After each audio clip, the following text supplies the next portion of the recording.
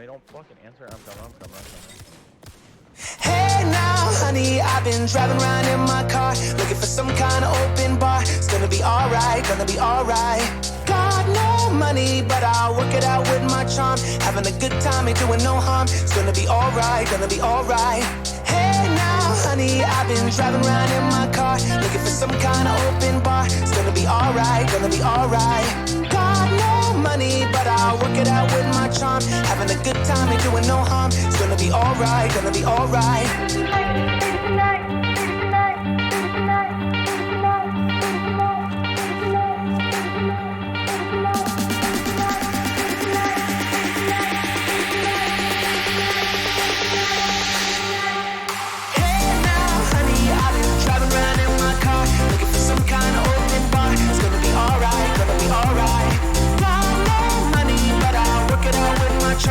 Having a good time, ain't doing no harm. It's gonna be alright, gonna be alright. Hey now, honey, I've been driving around in my car, looking for some kind of open bar. It's gonna be alright, gonna be alright. Got no money, but I'll work it out with my charm. Having a good time, ain't doing no harm. It's gonna be alright, gonna be alright.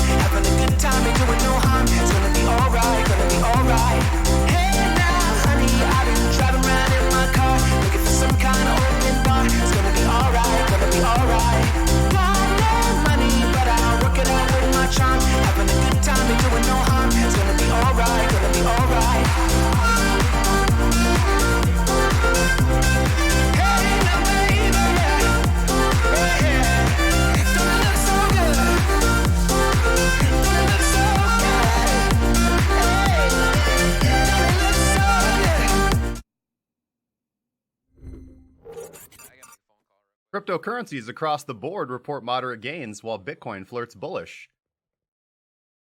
Enigma launches its testnet. Telegram's ICO sale is about to go public. Nasdaq unveils a new crypto pricing product, and soon we're going to be purchasing our soon we're going to be purchasing our oil with cryptocurrency. All this and more in today's breaking Bitcoin market update. Let's get cracking.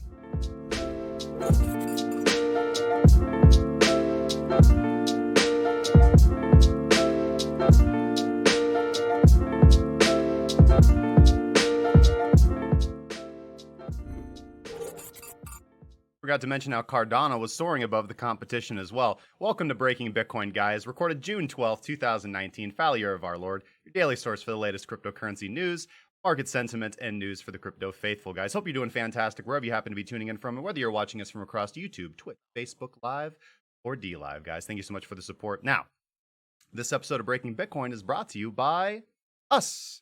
If you'd like to start to enhance your profitable trading strategies, be sure to head over to the premium info page on our site and check out all that we have to offer. Profitable signal setups, proprietary indicators, lesson material on how to use all of this with a tried and true risk management strategy. Be sure to sign up and push your skills to the next level today. Just head over to premium.krakencrypto.com. That's premium.krakencryptocurrency.com. All right, guys, brief update on the trading group. So Our next lesson of the current module will be launching soon. Strategy testing in PineScript. We're going to be teaching all members of the group how to utilize TradingView's built-in strategy tester to automate their back testing. So right now we've taught individuals how to manually backtest, which is generally how I do things as well. However, TradingView's strategy tester does allow us to enhance our skills a little bit as well and look at certain nuances. And one of the big issues with this, as I go over in the lesson, is bias, because often when we're backtesting a strategy or an indicator that we really like, it's easy for us to say, well, I really like this indicator for whatever reason. Potentially, it's an indicator that you really like, or that you've seen somebody that you respect use, or that you're currently using. And as a result, you often will have the feeling or the desire or the bias to justify to yourself why you wouldn't take a setup that you know when you're doing your backtesting was a losing trade. So using an automated strategy tester like Pine can help you out with that. Let's see here. So we're going to be using that mainly for the purposes of our initiators right now for automating percent profitability and win-loss ratio, which is very important when we're looking at what initiator to use. We've taught our bot some new tricks. Now membership is managed by the bot. That's all automated. You'll get up-to-date information on your subscription status. And also, we just added two different roles for premium signals and DaVinci signals. So this was a quality of life update. A lot of individuals were asking for this. So if you want to opt in to receiving DaVinci signals, you can do so. If you want to opt out of receiving, and it's just notifications, right? So you can opt in or opt out of the notifications, because some people were saying that there's too many notifications because we produce so much content and we're so busy in the group. So if you want to opt in or opt out of those signals, you can do so in the PBot spam channel, so the premium bot spam channel. And I'll be posting the details and information on that as well as updating the onboarding new member documentation as well. So you guys have an easy, handy reference for that as well. All right, I want to thank our current Discord Nitro boosters, guys. Thank you so much. That's really, really helpful. We've gotten a few extra Discord Nitro boosters since the call to action yesterday. You guys are absolutely fantastic. We still need about 4 more. So if anybody wants to support the server that has Discord Nitro, you guys can boost our server. If we get 4 more boosters, we're going to get enhanced audio clarity for our live chats, whether you're in the live trading room or whether you're just in the live voice chat. You can share a larger file size. We're going to get more emojis. Emojis are pretty fun. Everybody likes those. So, all right, guys, let's get into the live scene. And the first thing that I want to do is I want to give a little bit back to the community. We're going to pick a random commenter from yesterday's video, and we're going to gift them a little bit of crypto, guys. So if you are a winner, make sure to send me a DM in the Discord, and I will tip you some crypto. So let's go. Randomly pick a winner, and it's Carolina Zoo. Carolina Zoo says, I will take you to Peru, then Justin, so you can try ayahuasca. Well, I don't use substances, but the trip to Peru does sound absolutely fantastic. So thank you, Carolina Zoo, for the support and for commenting on the video. If you send me a DM in the Discord, that's discord.krakencryptocurrency.com. Send me a screenshot of your account showing that it is you. Then I will gift you some crypto, guys. It's going to be a partnership coin, being up front. Thank you guys so much. I highly appreciate that. All right. So we've done that. Now let's get into... Let's get into the live scene. All right, LTC M19 crossing. Oh, that was my trailing stop. So I am now out of LTC M19. Thank you so much. So what do we got? We've got an exciting day in the marketplace. Altcoins reporting moderate gains, and Bitcoin is flirting bullish. We could be, as I said yesterday, we could be seeing the resumption of the previous bullish trend, and this is pretty exciting to see. Now, obviously, currently still in a short position. We'll be exiting that tonight at the daily candle close if everything factors out well. I never take any moves before I get confirmation when candles actually close, because I want to be entering into sustained movements. I don't like to enter into wicks. I don't like to be kicked out of my position. And when I have a losing position, it's okay. Just move right along, because we overall catch the largest profitable moves in the market by following the dominant trend. And when we're out of the dominant trend, we enter into a short. Now, what I really like about this is that the majority of my position, the grand sum total of my capital in the market was hedged with the 1x short. And then I took a full risk short position on XBT. Should that get stopped out, which it hasn't been stopped out yet, but should that get stopped out, or should I have to exit my trade early, which is generally what I do, if such a situation occurs, then that's just one losing trade. I move right along. So let's take a look at the live scene, and let's take a look at sentiment, and let's see what we got going on today. All right, so Bitcoin breaking above and currently trading above the daily baseline, right?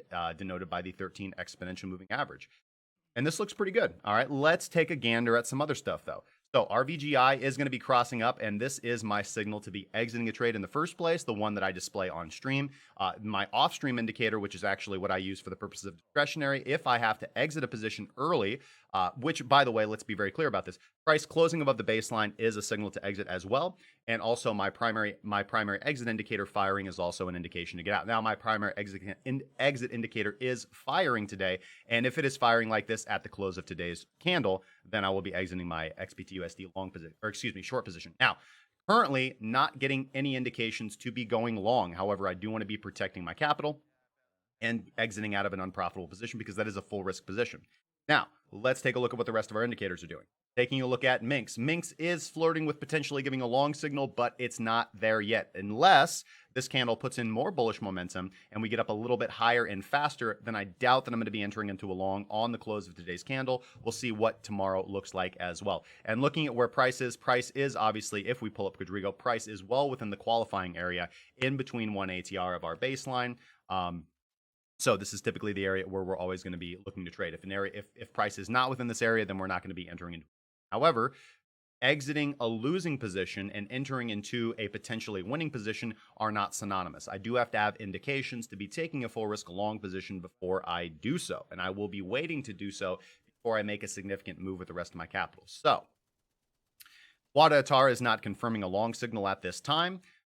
We are still printing an orange bar at this point in time, showing declining momentum from yesterday's red bar underneath the explosion level. The explosion level is also black, indicating we don't have a rising explosion level, so there's no primary entry signal on WADA Atar itself either. Often, as we've talked about before, WADA Atar will be more sensitive, especially if you adjust the settings. Now, I like the default settings that I have for WADA Atar. I think they work very, very well, especially in my back testing, which I've done manually and with Pine Strategy Tester. But it is not giving us a long signal. Neither is Minx. And I won't be doing anything unless both Minx give me a long signal and WADA Atar confirm for me. However, I will be exiting my position tonight that I took if we close like this. So let's wait and see. We've got about 5 hours and 40 minutes before I have to make any decision on that, which gives me a nice area of comfort. So nothing to do right now. So let's take a gander right here. Let's go down to the 12-hour chart right here. 12-hour chart would not have given us a long, let me rephrase that. 12-hour did give us a long signal on this candle right here. 12-hour would have given us a long signal on that candle right here. At that point in time, it would have also been congruent with the daily signal. So that is a signal we definitely could have taken. In fact, I know a lot of guys in the group did take that signal. Congratulations, guys, shout out. 8-hour would have given us a long right here that ended up being a losing trade, and we did get a continuation long on the close of this candle, which was the exact same price action time that the 12-hour fired off for us. Okay, so on the meso time frames, right? So not on the daily, but on the meso time frames, the higher meso time frames, the 12-hour and the 8-hour, we are getting a signal to go long. All right, which in all reality, we're not allowed to take because the daily hasn't closed bullish yet. However, everybody's going to trade a little bit differently. So the system works and gives you the right signals. The point of PTP is developing the system and strategy of how you will actually take the signals that you get and mostly how to filter out losses. So before I take any steps further, I want to thank Colin Cooper. I want to thank Kinetic Recordings and Jerry Piwowar. Hopefully I said that. Jersey Piwowar. Thank you so much for the subscription over there on YouTube. All right. So on the 6-hour time frame, we also did get a long signal over here at about 1300 as well, and a continuation long on the very next candle. Going down to the 4-hour chart, same thing. Going down to the 3-hour chart, same thing. Going down to the 1-hour chart. Got a long signal on this candle right here, which would have kept you in this trade. You would have captured this as well. Let's go down to the day trading time frame. What do we see right now on the 15-minute time frame? Nice bullish expansion. So basically one large candle over the short period of time. This candle opened up at 80.2342 and closed at 81.79. So a fairly quick $150 movement, and now price is pulling back after that movement back to the 15-minute baseline. So we're going to see where price evolves. We're going to see if this is a brief flirt above the baseline and then a pullback back down below, in which case I won't have to do anything. I won't have to exit any position. I won't have to really do anything whatsoever, except again, hold my position open as I've done. But if we do actually pull back, retest resistance as support, and continue moving on with bullish price appreciation, then I will be making a decision and making action tonight. All right, so having said that, let's go over to Ethereum. at Ethereum on Coinbase. And of course, Ethereum showing a little bit more volatility than Bitcoin. Okay, so Ethereum breaking above the daily baseline as well, not closing. And let's take a look at some closer things. Let's look at volume. Volume is unimpressive on this move. Look at Wada Atar. Wada Atar is also not signaling a signal. In fact, Wada Atar is telling you that the momentum on this candle is less than the momentum on the previous candle. That's exactly what this indicator is telling you. It's telling you that this movement is less impressive than it might appear visually. Now, does that mean that we're not going to have follow through on this? Absolutely not. But what it does tell you is it does tell you to be cautious. And in my estimation, again, you can note from the actions that I'm taking or lack thereof, I'm not entering into a long position. I need for the daily candle to close, and I need my indicators to have more information about what's going on. Or, thank you, man. Ricky Thompson says, one of the coolest things about listening to you is the way you trade, non-emotional trading. Watching other people in their chat,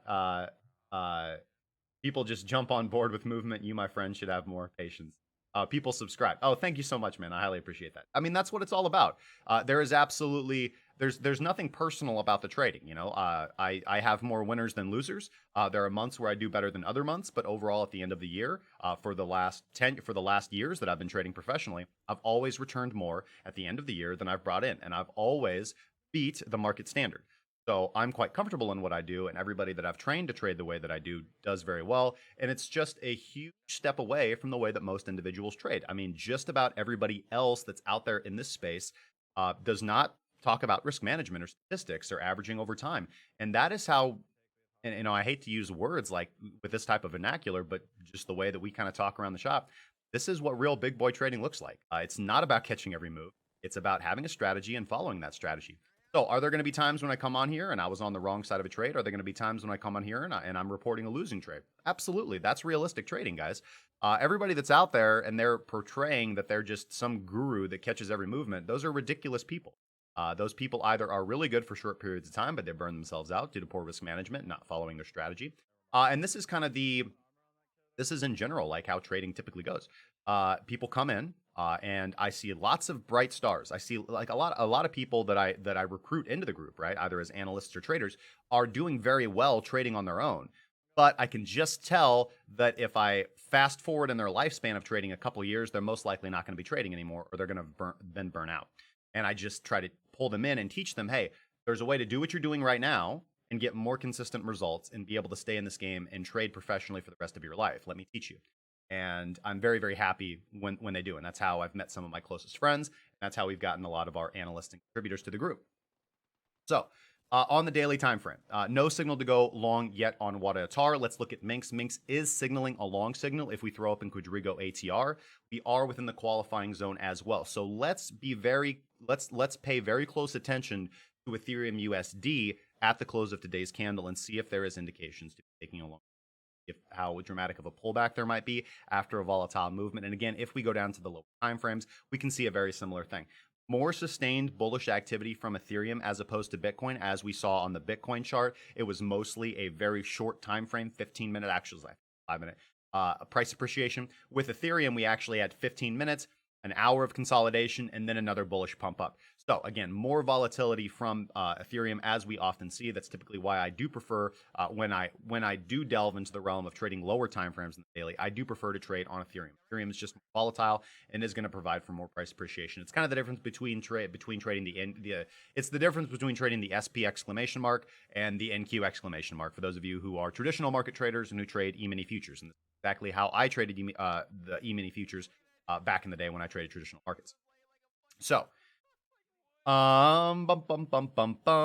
go to the daily. Volume again, unimpressive. If we look at where volume is in relation to the volume moving average, we can take a look. Let's look and see what. And I don't think this is a fantastic indicator, but it is a very good one that I have used on the stream many times. For those of you who want another accurate indication of volume and are looking for a volume indicator, for those of you who,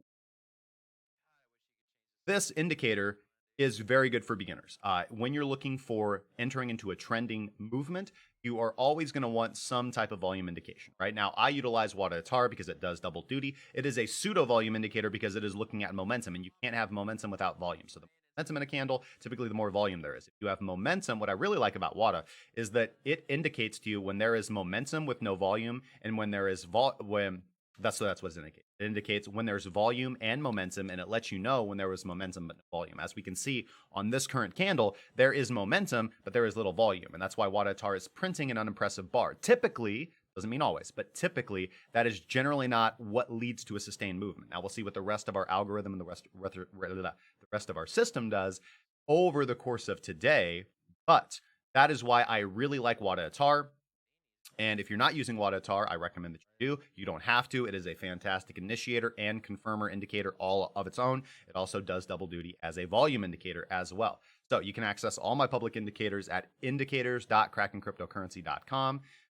They're free to use, at least Wadatar Explosion is, and CC EMA is, as well as my Ichimoku script. All of them have alerts. All of them are customizable. Okay.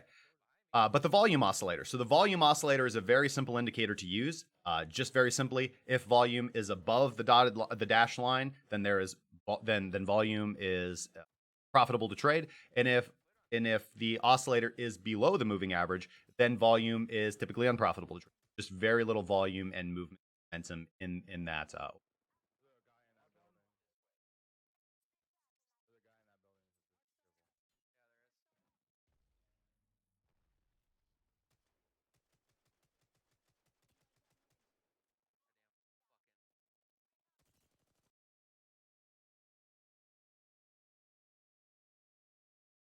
Okay.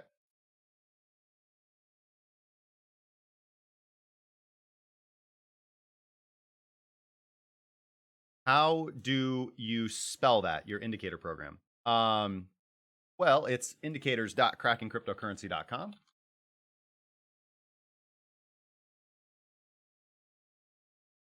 Right there for everybody. That will take you to the TradingView script page of my profile. So you can access all my public indicators. There are private indicators on there as well for members of the premium trading group, such as Minx, such as Quadrigo ATR, Quadrigo QPS, and time transformation. Okay. So overall, my sentiment is this. Bitcoin is not a position at this point in time. The only thing to be done on Bitcoin is most likely exiting a losing position. And Ethereum is potentially gearing up for a trade. We need to wait for the rest of our system to confirm. All right. So I'm not going to be jumping into anything prematurely.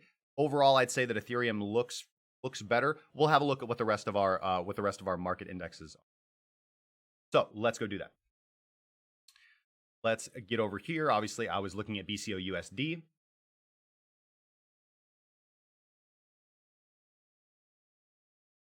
Chat, I have it live on screen now so I can see. What are your settings for RVGI? I was trying to use it. Default settings, and I slide length down to 8. I like to speed it up a little bit. If you're going to be using an indicator to get you out of a position, you want to speed it up a little bit, especially for you don't want to speed it up too fast. It's a fine balance between being sensitive enough to get you out and being patient enough to keep you in. Okay, you want to get out of bad trades and stay in good trades that just happen to be turning against you right now. Okay, so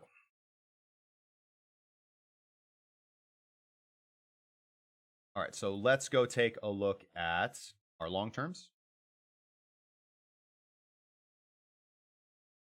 So most likely, if Ethereum gets painted green at the daily close, it should be a long entry. Potentially, yes, but the thing is, it's being painted green by Minx, but it's not being painted green by Wadatar, and I need both. I need to see both, because what Wadatar is telling me, and what the volume oscillator was telling me, and what the just standard volume indicator is telling me, is that there is momentum, but very little volume. Now, that's okay. But typically, when something is moving out of consolidation, I want to see good volume, right? So this is typically what I'm looking at this point in the market cycle, when we're kind of hovering between a strongly established bullish trend and consolidation, like we've been consolidating in the crypto market for a while, especially with Bitcoin over the last week or so. And we're looking to break forward upwards out of that consolidation and continue on with the bullish trend, which will be absolutely fantastic. I'll just top right back and along.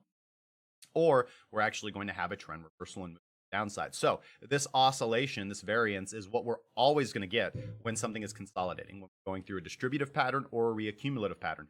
The only problem is it's impossible to know which one it is ahead of time. You only know in hindsight. That's why I just look at my indicators to tell me exactly what to do at what point in time, and I move forward. So let's go look at the total crypto market cap.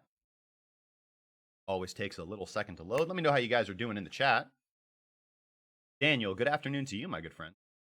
All right, so total crypto market cap as well. All right, momentum with little volume. Now, RVGI is going ahead and telling us to get out of the position as well. If we had been using this as a leading indicator to go short on the markets, for example. So we went through, as I said, about a week of consolidation after a significant move to the downside, after a very lazy listing to the upside. Again, price made a liquidity grab, cleared out liquidity above our local highs, and then price just consolidated for about 3 days, dumped down back below the baseline, and we've been consolidating down below the baseline.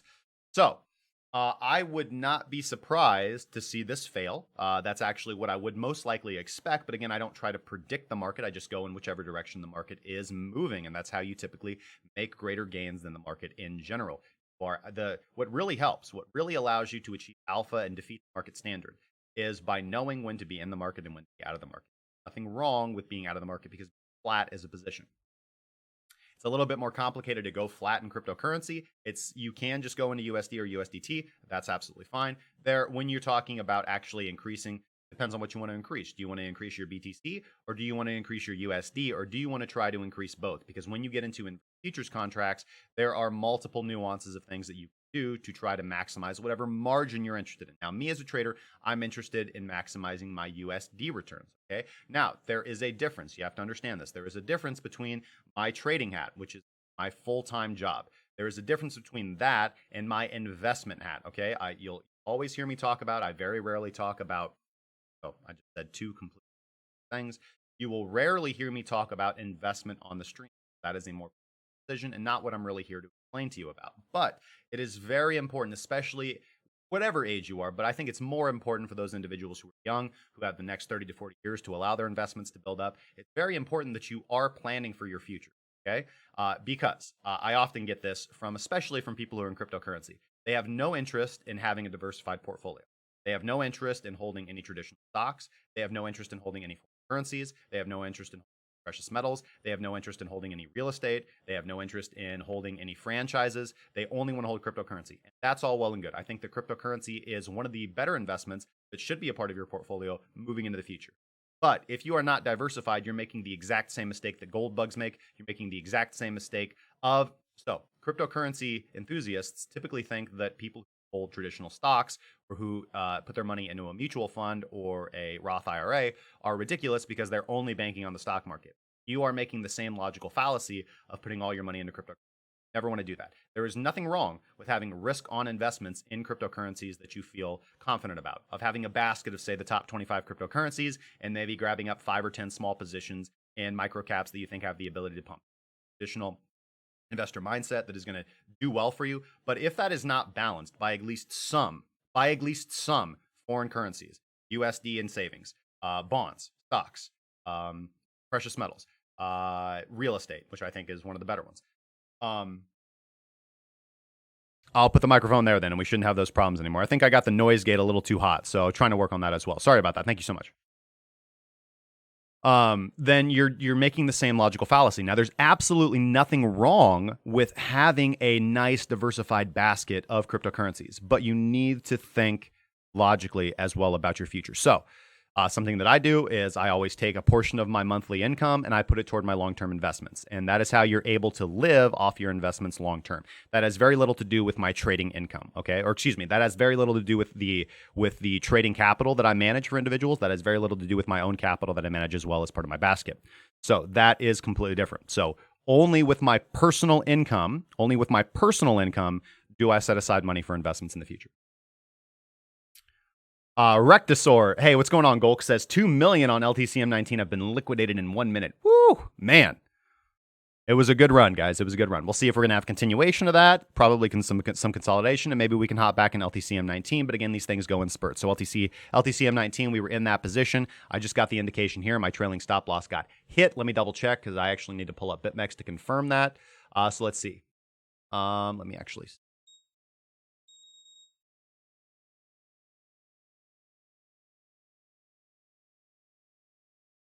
Okay, so yes, my trailing stop loss on LTC M19 did get hit. I'm officially out of that position. Great trade, guys. Great trade. One of my better performers.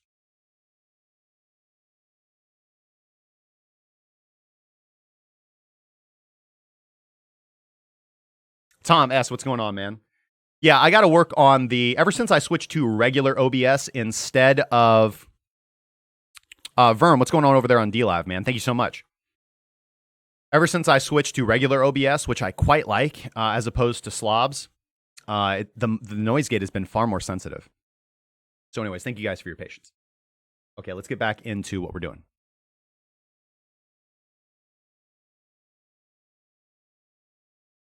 So looking at the total crypto market cap, we're going to take a look at more long-term extenuating factors on cryptocurrency, and then we're going to go to Forex and traditional markets. What do I think about Facebook coin? Will it disrupt the altcoin market? Not right away. Not right away. It depends on what Facebook. I don't think so, because I don't think that the market. So let's talk about different tiers of this.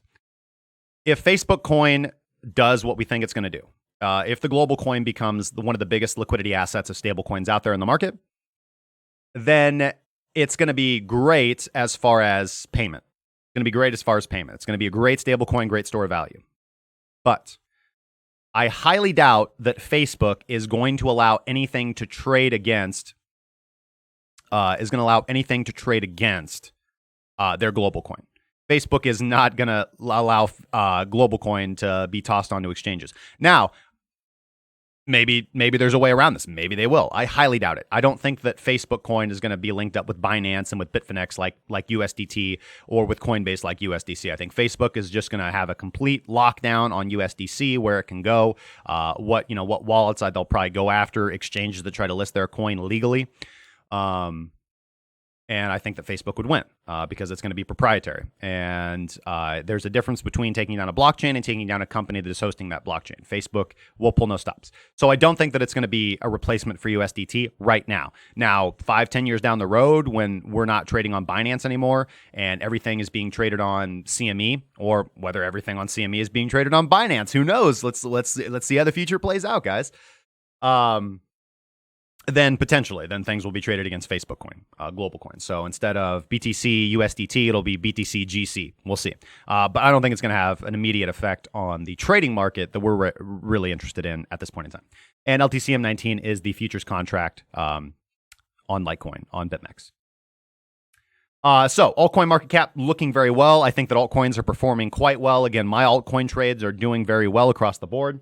Let's go take a look at what longs are doing in particular. Longs, and this is a really good leading indicator. So let's look at what longs are doing. Longs are coming up to the baseline. We have not closed above the longs on the baseline. Now, typically, the longs ratio, and again, I'm averaging all longs, LTC USD, LTC Euro, LTC British Pound, and LTC Yen, or excuse me, BTCM. So replace LTC with everything I said there with the BTC. So I'm looking at all Bitcoin fiat pairings on Bitfinex to get a good measure of sentiment.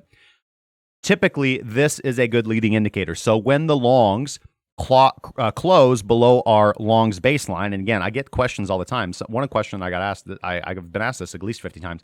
Why are you looking at OHLC data on future sentiment and not a line graph? Don't you know that is invalid? No, man. Listen, I'm true to this, not new to this. So there are particular nuances that you can gather out of this information by looking at candlestick data or bar data and not just line data. I want to know what OHLC is because I'm interested in what the asset or what this ticker did, what this sentiment did in between open and close. I want to see the evolution of price action. If you just look at a line graph, you're only looking at subsequent closing prices, and you're not going to get as much data. So go back to traditional markets, good sir. We can do both. David Gelfin says, thanks. Not able to get BitMEX or Bybit due to VPN issues in America. Well, if you want, I use Windscribe VPN. I've never had an issue. There is a link down in the description down below. I recommend you try that out if you are so interested.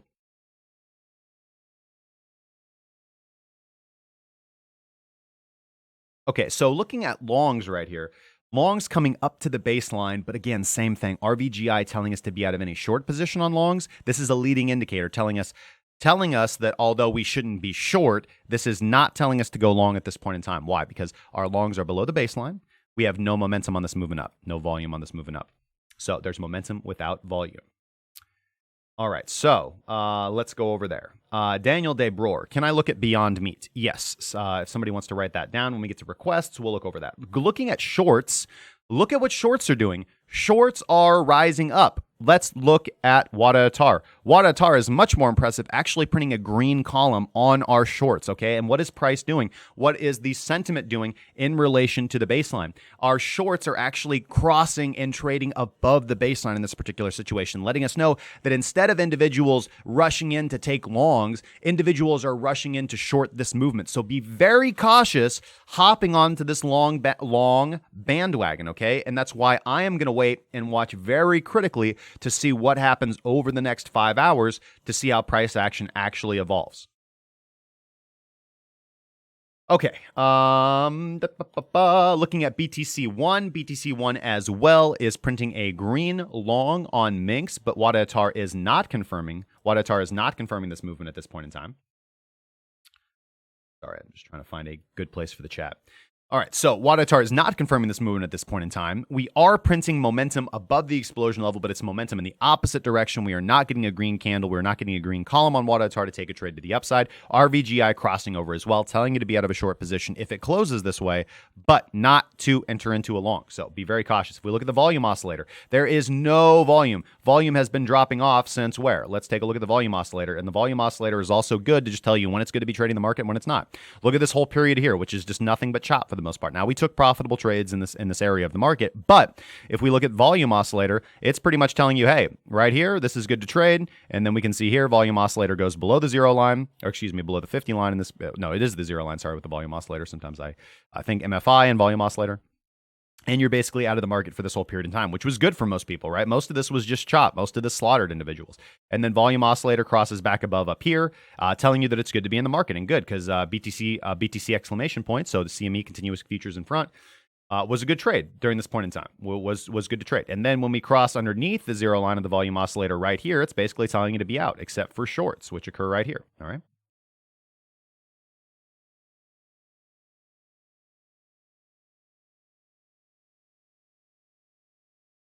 Gui asks, why do I add BTC USD to the longs and shorts so that I can get a more accurate value of how much dollar value there is in longs and shorts? Because if you don't weight it against how much BTC USD is actually worth at this point in time, you're going to get an inaccurate number. So I want to know actually how much cash, how much people have put in cash toward their positions on Bitfinex. It's far more telling of the market. You want to see where people's actual money is and the actual amounts of money. Web Dev Nui says, doesn't that just set us up for a short squeeze if a big buyer comes in?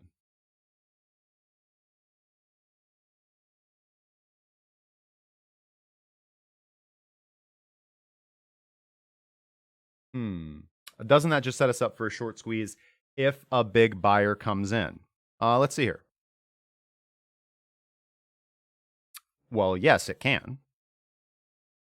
So if we have a massive, huge, big buyer come in, then yeah, shorts are most likely going to get squeezed potentially.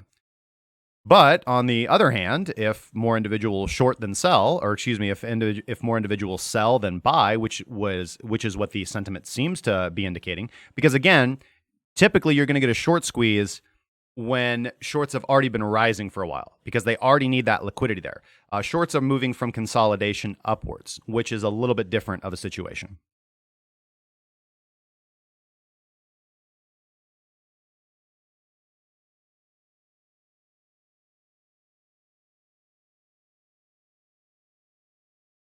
Well, I'm pretty sure you're not in the group on 799. So, because I've never heard of you before. But I'm sorry to hear about that, man.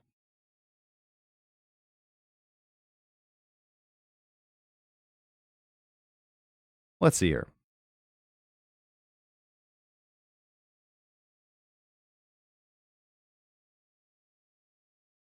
GBTC as well, crossing above the daily baseline.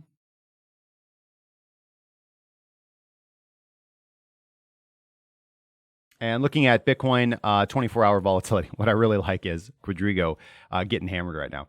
So let me slide this over. And volatility picking up as well. Nothing to get really excited about, nothing to call home to mom about. Volatility still at 3.44, so now getting a little bit more excited to day trade. But I guess nothing really special to talk about as far as BTC volatility goes. Bitcoin dominance continues to consolidate. continues to consolidate, meaning that we're not seeing a huge spike in Bitcoin dominance, i.e. individuals are not moving in mass from either Tether back into Bitcoin or from altcoins back into Bitcoin. Again, this is the type of conditions that are typically very good and bullish for altcoins, right? And that's why we've, again, been heavily weighted in altcoins. Daniel De Broer. Yes, I did say I'd look at Beyond Meat. It's on my request list, man. I want to look at Tether dominance as well. Tether dominance still good. Tether dominance still bullish, i.e. by dint of being above the daily baseline. And not dropping off dramatically. So again, when we see things like this, this is a little bit of a, if you're applying discretion, this is an area where, and this has been like this for a while, where we're applying more discretion. I haven't talked about this in a while. So let's take a look at, let's break this down a little bit. Bitcoin dominance, all right? So Bitcoin's share of the entire total market cap, right, has been declining and overall consolidating. It's been in a downward slump. If we look at Tether dominance has overall been rising and consolidating in a more positive fashion.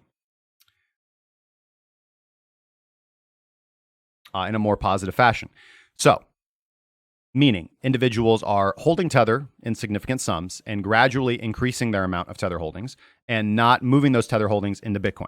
Okay, this is typically an area where you do want to apply a little bit of additional discretion to your position sizing if you are doing so. Discretionary position sizing is one of the best ways to achieve better results in the market if you are looking at areas where you want to apply more risk or apply less risk. And this is a concept that I go over in my Risk Management 201 webinar that I launched the other day for the premium members, as well as the Advanced Trading Journal and Calculator. All right, so having said that, let's switch over in traditional markets and Forex. So we'll start off with traditional markets.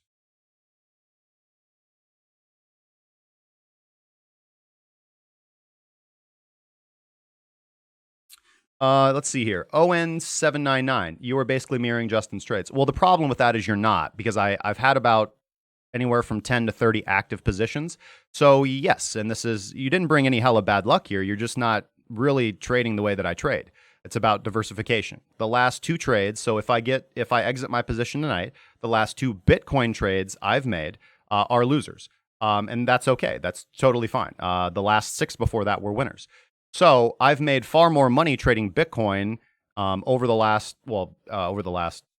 many years, but over the last month, if we're talking about the results of May, for example, and I'm not really affected by the 2 losers in Bitcoin that I've had recently, because that's just naturally going to come with any realistic trading system.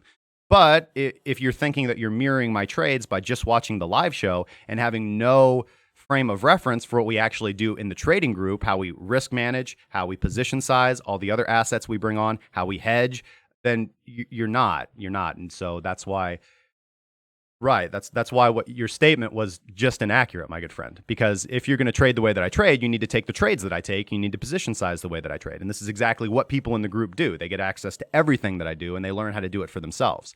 If you're just watching some dude on stream and taking trades randomly with not a deep fundamental understanding of why he takes those trades or why he does what he does, I love you, man. So hit me up and just try to follow a little bit more closely, man.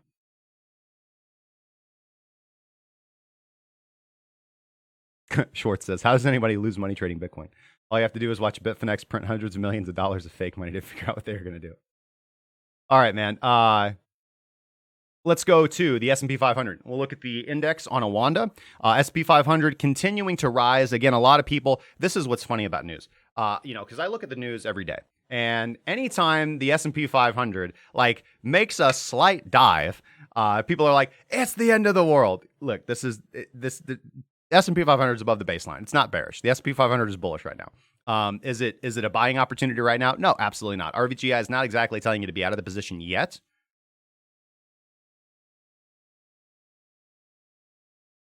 It's not telling you to be out of the position yet, but let's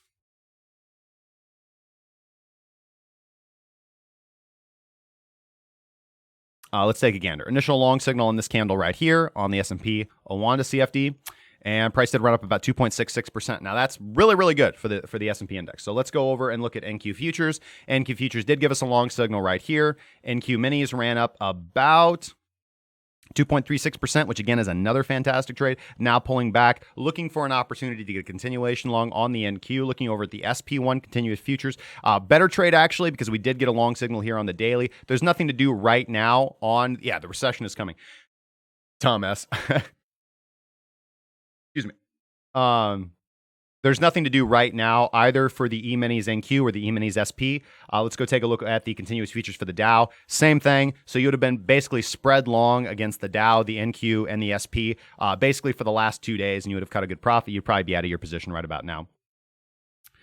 Let's go look at the Russell. Russell gave a long signal at that same point in time here. Let's see. This isn't a trade we would have taken. Most likely we would have taken either this trade or the pullback to the baseline, and there's nothing else going on around here. So this is basically a continuation setup. Potentially we would have taken the Russell off of the baseline, and now we'd be in a long position. If we look at what the volume oscillator did at this point in time, we can see that volume actually didn't confirm this trade, and volume was actually pretty weak. So most likely this is a trade that you didn't take at all, which is a good thing. Now, this is a trade I didn't take because I'm not trading E-mini futures right now. But being realistic with the amount of risk that I have on, this isn't a trade I would have taken based on the fact that I need everything to be firing beautifully. I need volume, and I don't use the volume oscillator, but again, I use a concept very similar to it. Let's go look at crude. Crude, again, continues to fall off. Again, we got the initial. Okay, so now I've got to definitely find a better. I've definitely got to find a better spot to dock the chat. Okay, maybe we'll just put it right there. Just have to keep moving it around my screen until I find a good place for it. Crude actually gave the initial short signal on this candle right here. We would have been short on WTI. This is, again, the CFD on a Wanda, and this has just been a beautiful short. We got another continuation short here, and we're actually getting a continuation short on West Texas on today's daily close. So this is good. If you're trading the CFD, this would be an opportunity for me to go short or for us to re-enter into our position. As we can see right now, Wadatar is also signaling a primary short as well by printing a red bar above the explosion level. Our volume oscillator is fairly low. That's okay. We don't need volume for a continuation trade. And RVGI hasn't turned in our favor yet, but that's actually a good thing. Looking at the VIX. VIX is sitting at 15.94. Looking at BCO. Let's see here. Same as West Texas, man. Same as West Texas. So again, this is the CFD on a Wanda. So this is Bentley crude. And we got the short right here on this candle, and this has just been a beautiful trade. Continuation short right here, and a fresh continuation short on Bentley crude on today's candle of a Wanda. So if you're over on the CFD, this is a trade I would take if I were back and trading CFDs on a Wanda. Not something I can do from the United States, but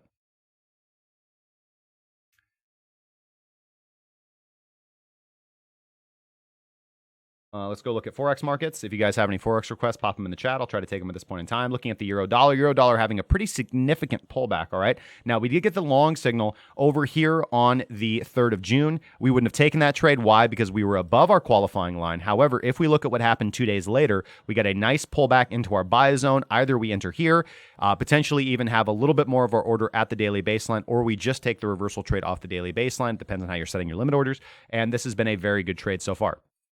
Now, let's take a look. RVGI is not telling you to exit the position yet. Minx, which is a little bit more of a sensitive early exit, actually told you to exit your position on yesterday's candle. So anytime we enter into a little bit of consolidation, Minx is typically going to kick you out of the trade. That's why it's a very sensitive early exit. That's why I introduce it to individuals first, because I want them to get a good idea for when to enter and exit. Again, the preponderance of coins that we have to trade in the crypto market more than makes up for any miscalculations in any one individual position. It's better to be safe than sorry. Take your profits and move along.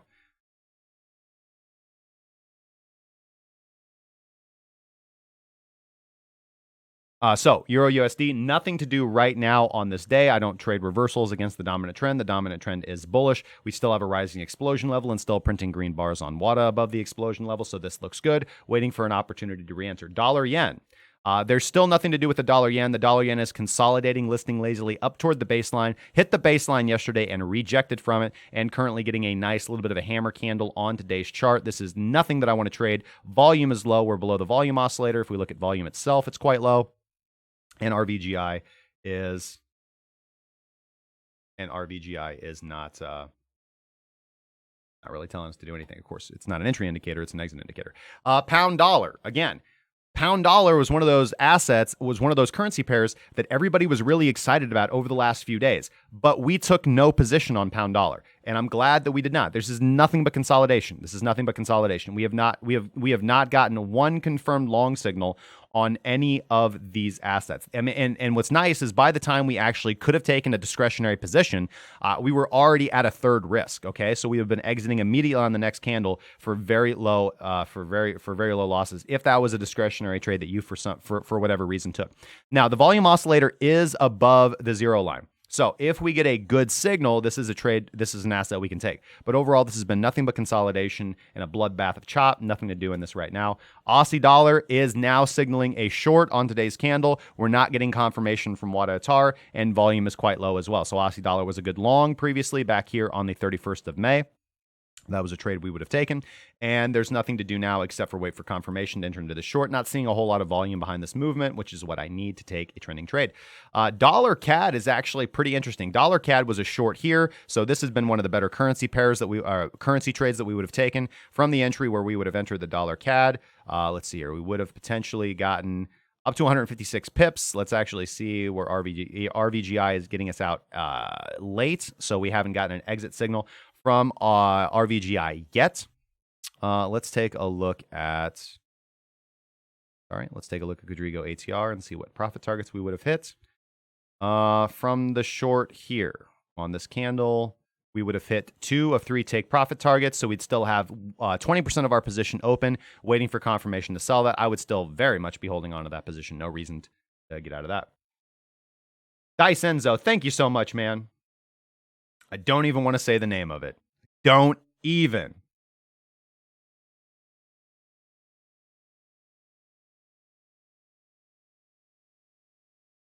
Why do I play Forex more than equity? Aren't they less volatile? Ease of access, fees, liquidity. It's just a different market, man. And no, sometimes they're not less volatile. So Forex has been less volatile, I'd say, over the last prior to a month ago, 6 months prior to that, Forex was very non-volatile. But these things move in market cycles, man. Equity can be more volatile, but you're going to pay way more, man, in fees, in brokerage, and commission.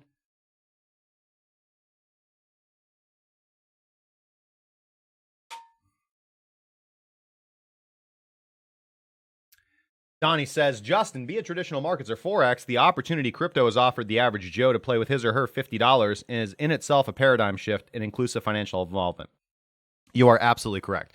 I mean, it just blows my mind how somebody can literally with $1 go over to BitMEX and trade a futures contract. Somebody can get on Binance and for $20 open up a position. It's absolutely fantastic, man. So nothing to do. I wouldn't actually be exiting. Now, Minx is telling you to go ahead and take profit on your short. RVGI is still keeping you in the trade. We'll see how this evolves. So I wouldn't be taking any long position on dollar CAD right now. Kiwi Swissy is absolutely nothing. We were in a short position. Haven't hit take profit 1 yet. Price is pulling back down to the baseline, so just holding that position open. Dollar Swissy, nothing to do right now. Again, we were short on the dollar Swissy here. And, man. Euro yen was a long over here. We would have hit take profit 1 on that trade so far. Price is pulling back down to the baseline. No reason to exit the long yet at this time. Euro pound, again, one of the better trades of the frickin' year. Got the long signal over here on the 9th of May and just basically been riding that up with multiple opportunities to get back into continuation longs. Did get a continuation long a couple days ago. Price is pulling back down to the baseline for a more attractive entry at this point in time. Let's get rid of Rodrigo ATR. Let's go to the Kiwi dollar. Kiwi dollar, again, long signal here. You could have got this pullback on the very next candle, and that ran up, hit take profit 2 of 3, and nothing to do right now. We might be getting a short signal on the next candle, but nothing right now on the Kiwi dollar. CAD dollar got a long signal over here. Price is pulling back down to the baseline. Minx is telling you to exit the position, but RVGI is keeping you in. Nothing to do right now. Dollar Aussie is going to be a long signal on the close of today's candle, but nothing right now, man. Nothing right now because Wada Atar is not confirming. So there's momentum, but no volume. And we're actually, of course, this is the IDC, so we don't get any volume from the IDC.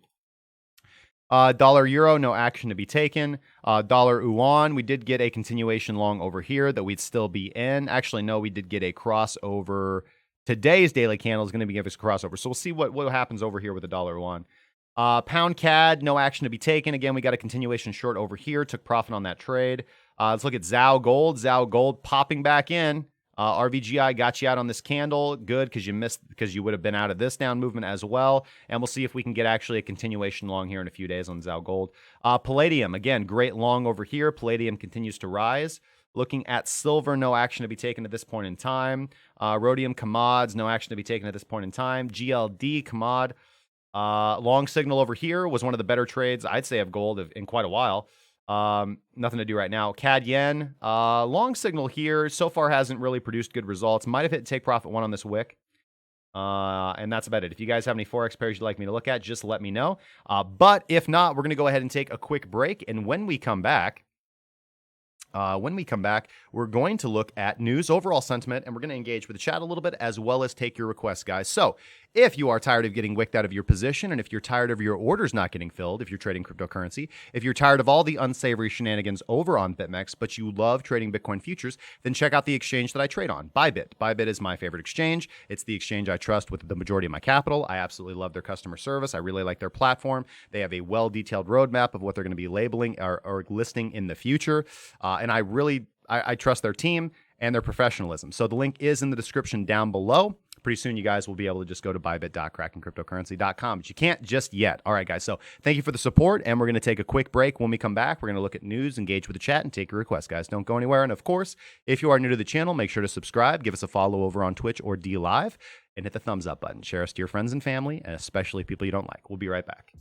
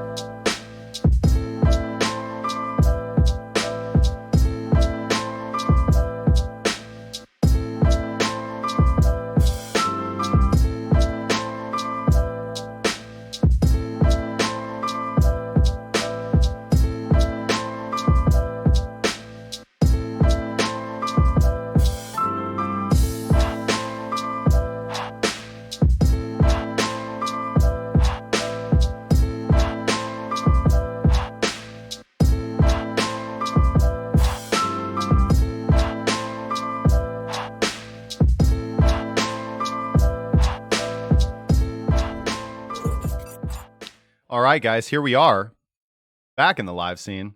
And one thing that I got to do, it always happens when I go from Be Right Back to live.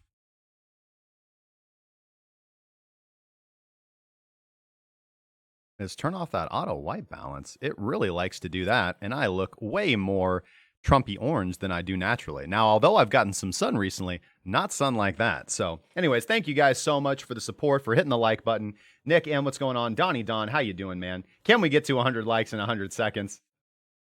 Schwartz says, within the last 50 days, $500 million of Tether have been printed. It is time for them to cash in. What would happen to Bitcoin? Worst case scenario, 90% dump. 50 days ago, Bitcoin was in the low 5K. Awesome, man. Essentially, man, those are fundamental factors that we can take into place, that we can take into account. What is a good trailing stop to use on 3 commas? And do you set it after take profit 1 and 2? And it takes effect after their hit, like a percentage. Crypto Da Vinci, hey, what's going on? Morning to you, buddy. You've been crushing it lately, man. Thank you so much. So typically what I do with 3 commas is I set a trailing take profit at my 3rd trailing stop level, and I set it to either ATR percentage or whatever the distance from take profit 3 to take profit 2 is. You can also go in and manually edit and set a trailing stop loss to your entry price once take profit 2 has been hit. That's typically the follow through that I go with. Every single coin is going to have different volatility, so you do want to refer to some standard of volatility on each coin. That's why I like to use ATR percentage, because otherwise you're just arbitrarily setting take profit limits. And this is why any kind of signal or any kind of trade setup where it's like I'm shooting for 5% profit doesn't really, in my opinion, have a lot of validity, because that's not taking into account. It's completely arbitrary. You're not taking the nuance of the asset that you're trading into account, which you always definitely want to do.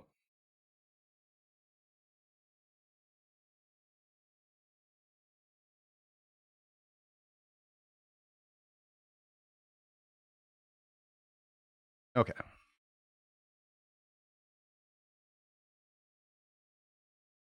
Here. All right, so we've got some news to go over, guys. So let me pull this open.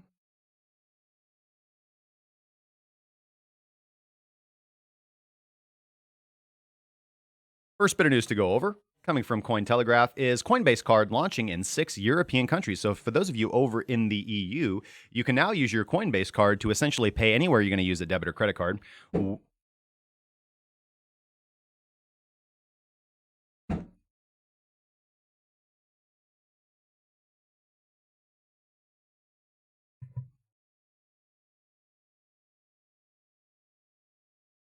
So, United States-based cryptocurrency exchange and wallet service Coinbase launching its Visa debit card in 6 European countries, as CNBC reported. So, as of today, cardholders in Spain, Germany, France, Italy, Ireland, and the Netherlands will be able to use the card, which syncs directly to their Coinbase account. So, if you have... let me run through this here real quick. So, yeah, you can buy groceries on Bitcoin and then coffee on Litecoin right after, as their CEO, Zishan Faraz, says. Coinbase UK CEO said. So, we had the Shift card previously, and this is pretty neat. I know a lot of people were kind of excited about that. And although most individuals who are in the crypto space are going to say that they don't really want to do this. For example, why would you want to spend your valuable cryptocurrency to buy something mundane that you can just use regular fiat money for? What you can do, however, or excuse me, let me reframe this a little bit differently. What I think is interesting about this is we have to go back to what the original ethos of Bitcoin is in the first place, right? So this comes down to a really fundamental paradigm argument between Bitcoin hodlers and investors and people who view Bitcoin as an asset to appreciate their profits, or who believe in holding on to Bitcoin for the long term. And this is going to fall right into the realm of individuals who like price predictions, or who think that by 2020, 21, whatever, Bitcoin's going to be worth $1 million, or it's going to be worth $100,000, or John McAfee's wild proclamations, whichever camp you happen to fall into. And as I've said many times on the stream, profit predictions like this are fun. I guess they are fun to just sit there and say, Bitcoin is so fundamentally valuable. I believe by this time, Bitcoin will be worth this much. And that's absolutely fine for your investment thesis. Again, as I talked about earlier in the stream, and as I will commonly continue to talk about, there is a difference between what you're going to be doing as a trader and what you should be doing for investing in the long term for your future. I think that investing in the long term for your future, there's absolutely nothing wrong with having fundamental analysis behind your investments, what your time frame is. I think that investing 20% of your income in your investments should be monthly, should be what everybody should be doing. That way you can actually generate real profit and the opportunity to live, not necessarily live, depending on your capital allocation, but earn profit from your investments for the rest of your life. Invest in your 20s and live off your investments in your 30s, your 40s, and your 50s. That's the way that things should be doing. It requires a different way of looking at budgeting. It requires a different way of looking at expenses, all things of this nature, for example. But if we return to the original ethos of Bitcoin in the first place, what is it designed to do? It is designed to make the world a better place by replacing centralized currency that is utilized by nation states and citizens of those nation states with a decentralized worldwide global currency, which is Bitcoin, which is hosted on the blockchain, which is verified by mathematics, computers, and statistics, and not having fiat control by a centralized entity. That is the original ethos of cryptocurrency. And what I think is really neat, right? I'm sorry to use that vernacular, but really neat about the fact that you can now more easily use your cryptocurrency to make purchases. Because although we do need to be looking at cryptocurrency as an investment for the future and as a tradable asset right now, of course, that's what we specialize in, we also do need to, if we care about cryptocurrency in general and about promoting it and about bringing other people in, making it easier for people who aren't as excited and passionate about cryptocurrency as we are, to bridge that gap of entry between them. So there's going to be a lot of individuals that you're going to give them crypto, and they're going to ask, okay, great, what can I use this for? If you tell them, hey, use this credit card just like you've used credit cards your entire life,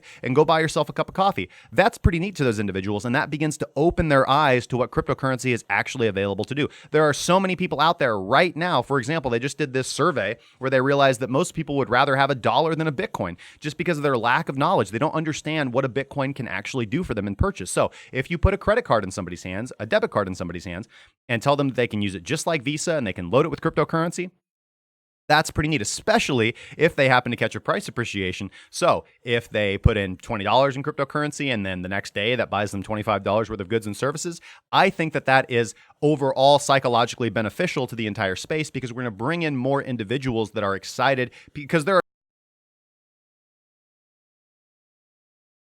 know nothing about its potential to actually be used as a commodity, as a currency to purchase goods and services. And when you start introducing that to people and actually showing them that this is what this is used for and you can do this is just a better alternative, then they become more open to the concepts of decentralization or worldwide currency or the blockchain in general. So although this might not be super exciting for those of us who have been in the space for a long time, I think this is very important to continue to see movements and actions like this as we continue to push forward.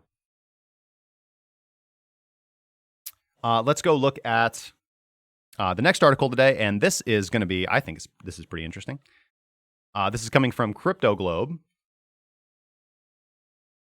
And cryptocurrencies could be used to purchase oil in the future, says head of Russian energy giant. That's Igor Sechin. So he is the head, the CEO of the Russian oil giant. Probably going to pronounce this wrong, but Rosneft. I feel like I should say it in that accent, like Rosneft in Russia, Rosneft. By you. Sorry if I offended any Russian viewers. quite love the country. In fact, I think that Russian ruble is one of the best foreign currencies to invest in for the future. Of course, do your own research. Anyways, has recently revealed the possibility of the firm purchasing oil using cryptocurrencies in the future hasn't been ruled out, although there are a few issues surrounding the space that need to be fixed first. So this was reported by a local news outlet, Snob. I think that probably has a different vernacular meaning in Russian than in American. However, moving on with our Cyrillic partners here. He says that the oil industry's acceptance and awareness of the crypto space is on the rise as tech giants from Silicon Valley like Google and Amazon are starting to explore the energy sector. Now, we reported a few days ago about how 74% of all Bitcoin mining is powered by renewable energy. Shh, don't tell people because they still want to say that Bitcoin is wasteful as far as energy goes. Moving forward, so this is just pretty interesting to see that kind of in that same aspect. These are the fundamental things that we want to see to give us more confidence in what we're doing with cryptocurrency, to give us more validation that we are in an asset and in a space that has real growth potential for the future, that is exciting, that is going to produce benefits, that we do have that we're not silly, that of course there is going to be lots of profit opportunity and opportunities for profit appreciation in the future. Every single day, every single week, better news comes out, more news comes out about how more centralized institutions and centralized entities are adopting cryptocurrency, are looking at cryptocurrency, are building on the blockchain, and this is exactly what we want to see. This is very good for the entire space. So, Sechin said, quote, greater flexibility often means greater volatility, and digitalization creates risks for maintaining commercial secrets and leads to the need to create new regulatory mechanisms, additional reservations. Today, technology companies do not have quality answers to these fundamental questions. So, of course, this is the big barrier between more and more and more companies adopting this as well. But again, the way that technology progresses is mankind always adopts the best tools for the job. The best tool for the job as far as a worldwide currency goes is a cryptocurrency, is Bitcoin. So I think that these are things that are going to be worked out. The technology is going to catch up with desire. Technology always lags behind desire. So again, everybody gets a phone, everybody gets a smartphone. And the question is, oh, you mean I can't do this, this, and this? Again, typically creative individuals think, okay, what can I make this thing do, right? Whereas a non-creative person typically says, what does this do? A creative person says, what can I make this do? That's kind of that hacker mentality that I love so much in individuals. But let's see here. Earlier this year, former Russian energy prime minister proposed the development of an oil-backed cryptocurrency to the state Duma at a time in which the lower house of the country's Federal Assembly was looking into cryptocurrency regulation. So again, as I've talked about before, as far as foreign currencies go, I think that the Indian rupee, the Russian ruble, the Chinese yuan have potentially a global opportunity to appreciate more than other foreign currencies. Why? So let me sum that down in quite simple terms. I'm bullish on Russia, China, and India because they're the fastest growing economies in the world. They have caught up economically in some cases with America, especially China and Russia, regardless of what any of the media wants to say in America. This is an absolute fact. And they're also, with the exception of India, which kind of wobbles back and forth, but Russia and China, and well, you could say that China wobbles back and forth, but believe it or not, if you look beyond, if you read between the lines and actually look what these countries are doing and investing in, they are looking at how they can capitalize on blockchain. And so I think we're going to see big innovations economically coming from the East. And I do not rule out the idea that economic power in this world can shift in our lifetimes from Western civilization to Eastern civilization. So we'll see. We'll see. Continuing on. Kind of in the same vein as the Coinbase card, coming from CoinDesk, Visa goes live with blockchain-powered business payments services. Okay, let's see. So the payments giant has launched its Visa B2B Connect network, a product that was originally developed alongside blockchain startup Chain. I'm sure you guys are familiar with that as well. So at launch, it will serve businesses seeking to make payments to 30 markets, with 90 more corridors expecting to be covered by the close of 2019. So the service is designed to help Visa's corporate clients sidestep the slow banking network, opening up near instant international payments using a system in part powered by distributed ledger technology. So basically, move aside, Ripple, because Visa is already on the ball and everybody would rather use Visa, I think, than Ripple in the first place. Of course, I just lost half the audience. Sorry about the sorry to the Ripple army out there. Of course, you can feel however you like about Ripple. We try to stay coin agnostic here. By creating a solution that facilitates direct bank-to-bank transactions, we are eliminating friction associated with key industry pain points. Now, so what I think is going to be the natural evolution of technology is that traditional companies like Visa, like MasterCard, like Chase, like all these other traditional banking institutions, they're going to attempt to adopt and make pseudo DLTs, pseudo blockchain solutions that are just better technologies for facilitating payments, for facilitating transfers of money and transfers of wealth. However, I do believe that blockchains, decentralized blockchains, are just overall going to be better moving forward for the future. Let me see here. I need to pull open this thingy right here. Da Vinci, thank you so much for the super chat, my good friend. You are the best, man. Shout out to you in India there, brother. And I also want to thank. Oh, okay. I think I already thanked. This is what it is. He says, Da Vinci asks, how's LTC and FTM also MCO versus Coinbase cards? Yeah, so crypto.com's card, I think, is kind of neat. I think that this Visa solution, and I think that Coinbase is going to see better adoption in the short term. This is kind of the same thing with Metal. Metal's primary fundamental idea is a payments card, and I think they're all really, really neat. But the problem is that I think that in general, you're going to be better facilitated and better served by using something like Bitcoin and just building a second layer solution, very similar to what we have with the Lightning Network. So what I would be excited to see is a Lightning Network debit card. I think that is going to be the big $1 million idea. I think that is the future. I think that's the next big innovation we're going to see in fusing traditional payments and fusing cryptocurrency payments. So, of course, for you, my good brother, we're going to check out Phantom and LTC. We'll add those to the lists. Oh, it's all good for the requests, man.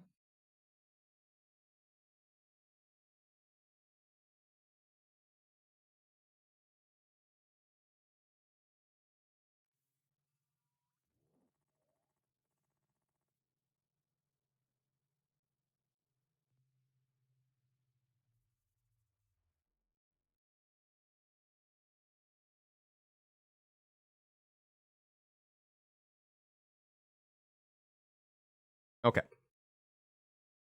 Next little bit of news, and this, for me anyways, is important. So, that's a TPS. That's not what I want. I want the link. Sorry, guys.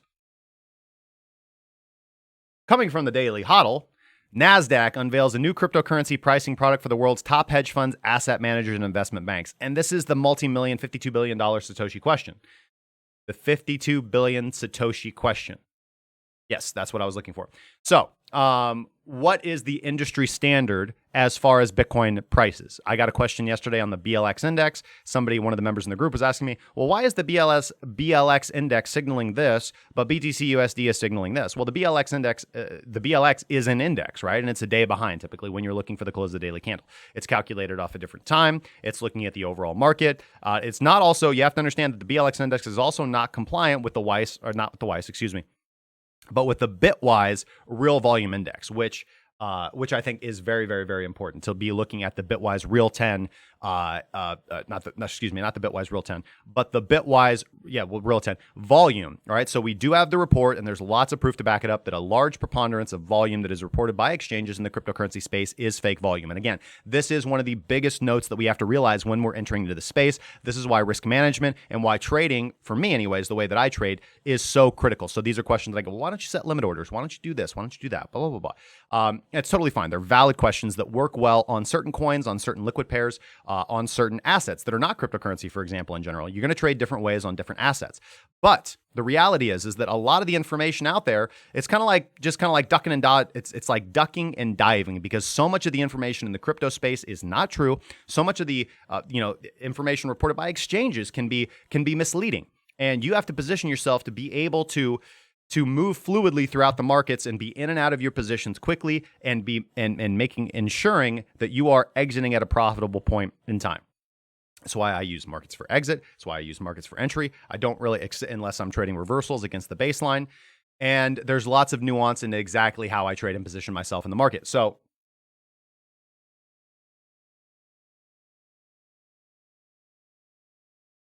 TRTC and DDD Web Dev Movie. I have TRTC on my list. I will look at Triple D as well, man. And Darren Garish asking for ARN.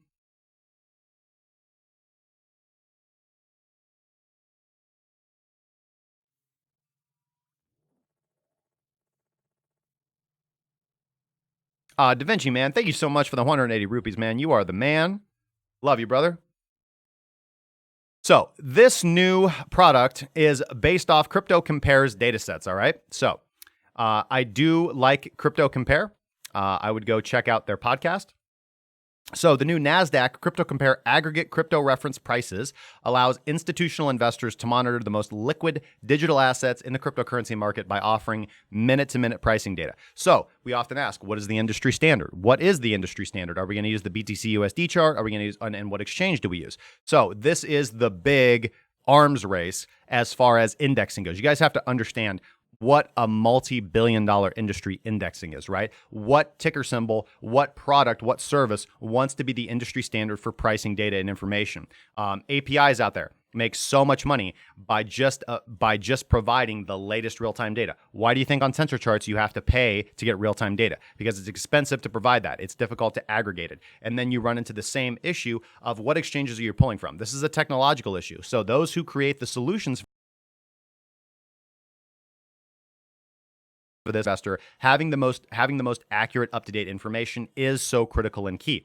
And that's why I look at longs and shorts data the way that I do. So anything that we can do from the retail side of modifying our data set to give us better, more accurate information so that we're not behind the curve is going to pay dividends in the future. You have to be aware of the prices that TradingView produce, for example, when you're using TradingView as your charting software, which I do. And I do like it, but we have to be aware of what price it's reporting and when, how frequently is it updated, as well as the issues with backtesting on OHLC data. So the new product is based on CryptoCompare's data sets, which include cryptocurrency trade, order book, historical, social, and blockchain data. As the crypto markets mature, big investors are looking for quality data, blah, blah, blah, blah, blah, blah, blah, blah, blah. In an industry that has been plagued by reports of fake volume, wash trading, and other market manipulations, CryptoCompare promises to enhance institutional capabilities in the crypto markets. So Nasdaq's Quandl platform will provide this new cryptocurrency pricing product for its customer base of over 400,000 analysts worldwide, including top hedge funds, asset managers, and investment banks. So we're going to see, I doubt that we're going to have access to this data off the top. Let's go through here and actually see if they're going to provide information. CryptoCompare has recently partnered with leading exchange and derivatives platform BitMEX to provide institutional investors with cryptocurrency futures data. Awesome. The real-time data set will be integrated into their Icon terminal. Okay, so this is interesting.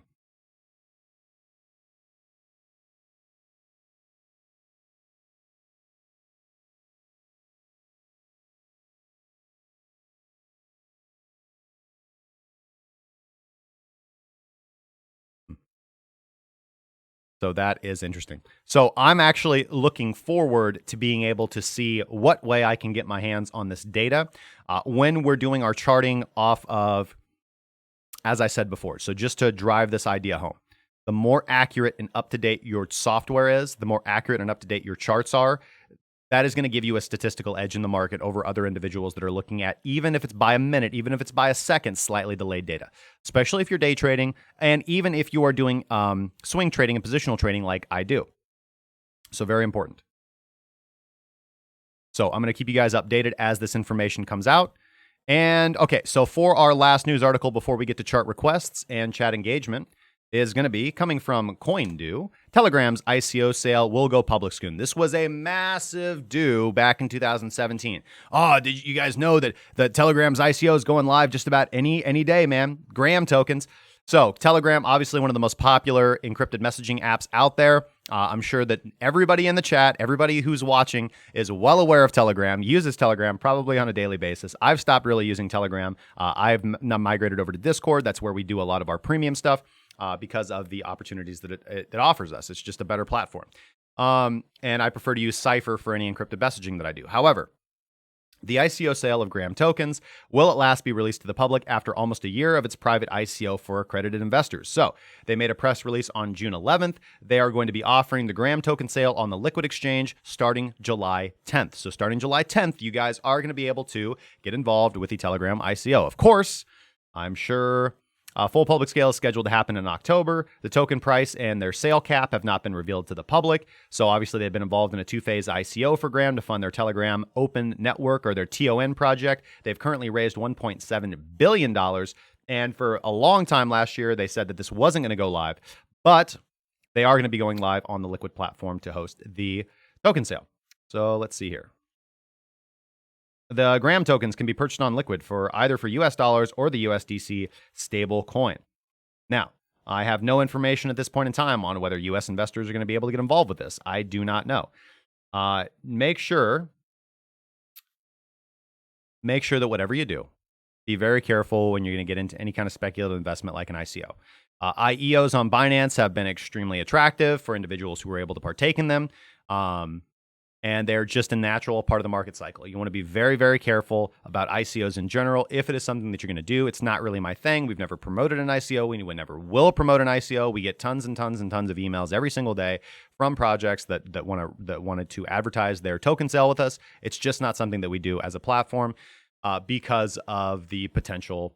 Just because of all the shadiness. I think that there are good ICOs to invest in. I think that there are terrible ICOs to invest in, but I think that's an individual do your own research thing that every individual investor needs to focus on as well. There are good opportunities out there in the crypto space. There are great opportunities for rapid price appreciation and kind of once in a lifetime opportunities, but you don't need to go chasing waterfalls as they said back in the day. So let's get into let's get back into, let's take a quick look at crypto bubbles. Great day in the market. Great day in the market. Okay, so let's get back over into the live chats. And I've got quite a few requests here, so we'll start breaking them down. And I'm also going to be trying to chat live with you guys. So hopefully you guys are doing absolutely fantastic and well. All right, so let's look at Beyond Meat. Let's take a look on the Nasdaq. All right, so as far as I see here, still no opportunity to do anything yet unless we start going down to lower time frames. So here we are, volume oscillator telling us things are good. We don't actually have enough data from our Wadatar, so let's start going down through time frames until we can actually find a tradable time frame. And it seems like the 6 hours where we're going to fall in. Let's just look at the 4 hour. That seems good. We would have gotten an initial long signal on BYND here on the gap up. Of course, we would have gotten in here as well on the 28th of May at 8:30 a.m., basically at start of day. This would have been our one signal. We also would have entered here. When we don't have enough pricing data, we just take trades when they close above the baseline, when something's brand new. That's what we did with, that's what we've done with all our recently launched IEO coins, for example, and it's pretty good. It's a pretty good strategy, especially if you don't have one right now. All right. So,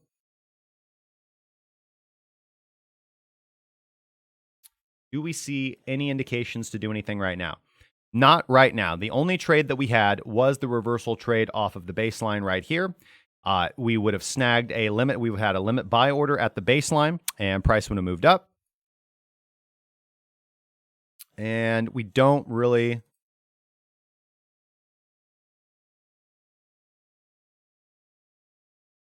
We don't really have any indication to take any trade right now at this point in time. We have Minx flirting with potentially giving us a continuation signal right here. We don't need volume to confirm a continuation signal, but we definitely want to be hesitant. We don't have a primary entry from Wadatar right now, letting us know that the momentum is not quite there. And on the 4 hour, we can actually see the volume dropping off. So this is definitely a situation where we want to be a little bit cautious. We actually got the 4 hour RVGI cross under right here, telling us to be out of a long position. So I don't see a trade for BYND right now. Of course, this is definitely an area where you can hold on to a position. Most likely, any trailing stop that you would have set after this price appreciation right here would have been struck down on this gap down, for example. And looking at the ride we've had, of course, you never know how far this thing is going to go, but I don't see a signal to re-enter right now, even on the 4 hour chart, telling us to be quite cautious right now. All right, moving over to Zcash USD. Let's see here. Zcash USD on the daily. Zcash USD on the daily, overheated. Not going to be able to take a trade on the daily. Definitely have to wait for a pullback on this for a daily trade. Go over to longs and we'll see. Yep, we are closing above our qualification line. Let's see if we can get a little bit of a sell-off to take a position today or tomorrow. Most likely that is what happens. Going down to the 4 hour, we would have gotten a long signal right here on this candle right here and caught this movement. So shout out to the 4 hour traders out there. However, keep in mind, you would have gotten a 4 hour signal here and that would have pushed you down. Now, let's see. That would have been at 1500. We would have to go look. We would have to been monitoring this on the daily to actually see where price was as far as the daily on that point in time. What we can reference that out by looking at where price was at 1500. Price was at 1500 at 79.59. 79.59. So yeah, we would have gotten the long signal to go long on the 4 hour chart. We most likely would have had to wait a little bit to actually take it for the daily to actually cross above the baseline, and generally not trades that we take anyways with PTP strategy. If beginning, you can trade PTP strategy on any time frame. So again, just as I've pointed out, this is a good 4 hour PTP setup. Daily setup, not quite there. But yeah, Zcash USD doing quite well. USD pairs will do well. USDT pairs will do well when Bitcoin's price is moving upwards. If Bitcoin is appreciating against the dollar, then anything that is generally traded against the dollar is also going to do well. You're going to have your hits and misses, but in general, they're going to do well.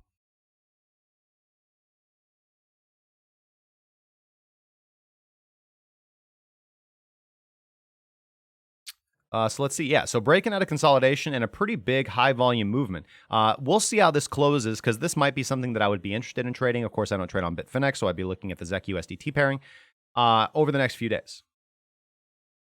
My sentiment would be to wait for a pullback back down into our purchasing zone and see if we can't take the trade then. Emson, what's up over there on Twitch, my man? All right, LTC USD.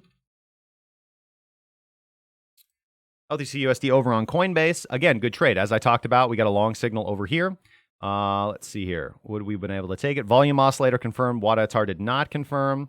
Not here, but again, pull back into our purchase zone here if you would have been able to get it. LTC USD is just not a pair that we took. Took the LTC M19 pairing because the chart just was not as clean over on Coinbase.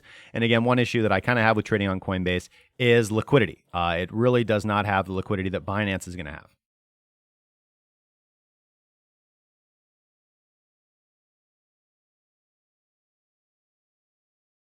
So I don't see any actions to take right now. We're getting a little bit of an inverted hammer candle on the daily. It's not a perfect hammer candle with its wick to the downside. Most people would want to squibble and call this a doji. That's why we don't really worry about individual price action or candlestick analysis, although it can be conducive to a good trading strategy. Emson says, am I using the Fib channel? I do not use Fibonacci in anything that I do, my good man. So let's go take a look here. Yep.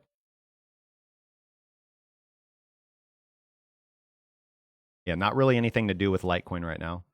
Good profitable position. Let's assume that one would have taken this long trade. Then you would have hit take profit 1, take profit 2, and you haven't hit take profit 3 yet on this trade. So you're just holding onto your trade most likely with a trailing stop or with your stop loss at break even right now. Next request is going to be Verge from Elders of Zion. For some reason, I thought that ticker symbol said veggie. Weird. Okay, so Verge does not look like a constructive chart to me, man. We are consolidating underneath the baseline. Volume is quite low. Look where the volume oscillator is. We're going to be using that for comparison indices today. And yeah, there's no signal to go long. In fact, all we've gotten from Minx is continuation shorts, for example. And WADA is also not printing any momentum above the explosion level. We got some decent momentum and movement right here. That was the last profitable long trade. All this was just a short. Would we have had the potential? And this has just been no trade zone, man. I don't see big volume coming in that is indicative of accumulation either, if we're looking at price action in that way. And I need price to be above the baseline anyways before I'm allowed to take a long. So this doesn't really look impressive to me. This is not a chart that I would want to trade. All right, looking at TRTC, TerraTech Corporation.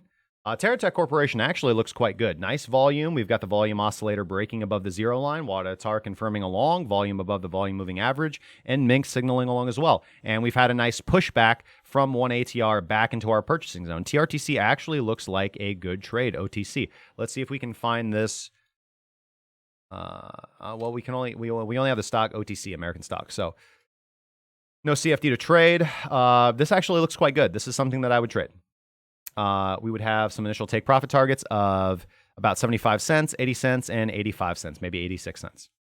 That would look good with a stop loss around 60 cents to 0.61.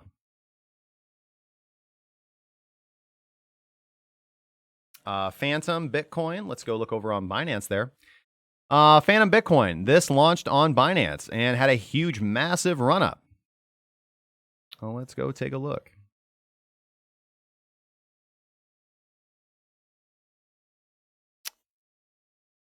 So we're going to have to go down to the 1 hour most likely to look at Phantom. Not enough data. Let's go to the 30-minute. And every single long trade that we would have wanted to take on Phantom has not been working out well for us. This thing has just been a pronounced downtrend. We also don't see a lot of volume coming in again, being indicative of accumulation. This has just been a massive run-up and a slow sell-off and bleed out. I want to see some volume come in. I want to see some volume come in, and I want to see a little bit more sustained bullish activity, especially on the hourly chart right here. Now, the hourly is potentially going to be giving us a long, which will be the first hourly long that we've gotten. The 30-minute has thrown up a couple longs before, but those have been losing trades. The last long that we did get hasn't been a loser yet, so this is an interesting position. Let's see if Phantom can actually give us some nice volume. On this candle, we did get WADA confirming, we did get volume oscillator confirming, and we get a long signal on Minx. So this might be a good one. I don't know. This time will be different, losing trade here and here. So nothing that I'm really interested in going into at this point in time, but the timing might be right. Again, actually, sorry, we did get a long signal over here on the hourly.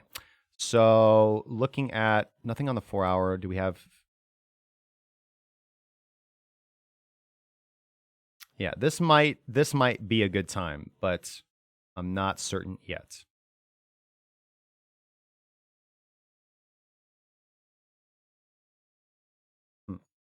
Wanna Phantom? Don't you wanna?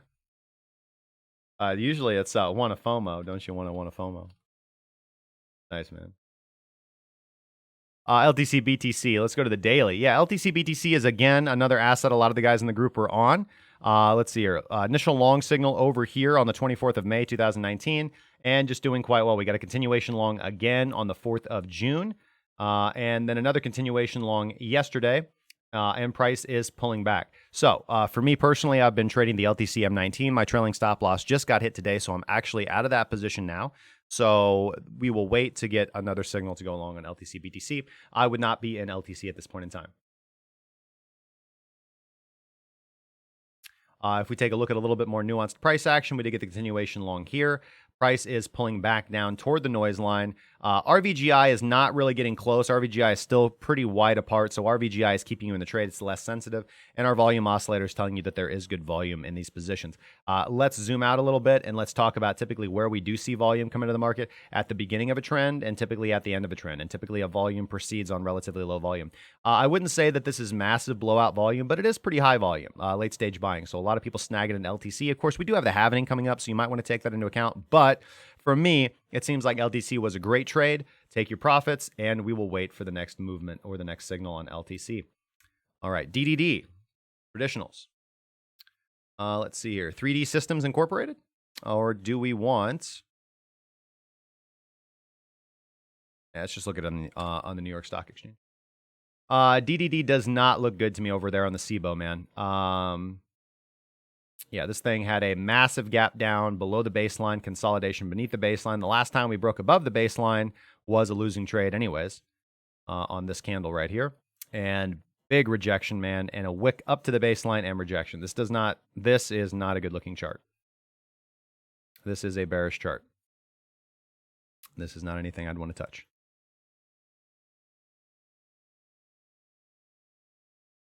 ARN and a request for Bcash.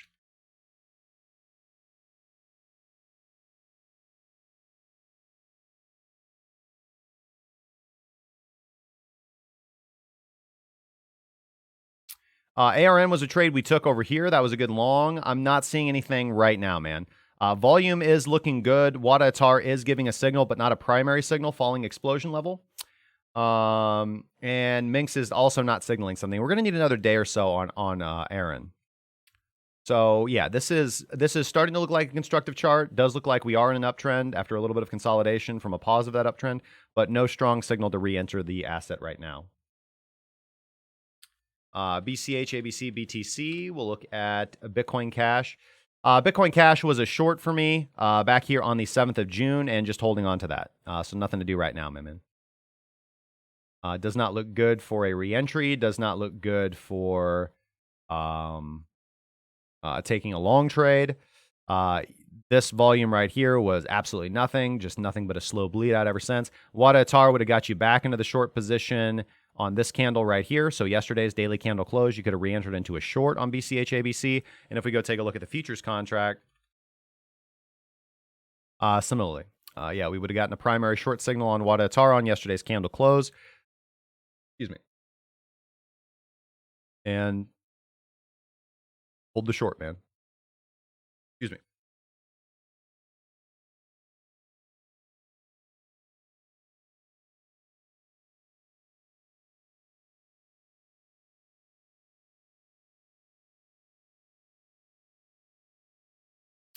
BAB USD. Bitcash to the dollar also looks fairly weak. Nothing to do here, man.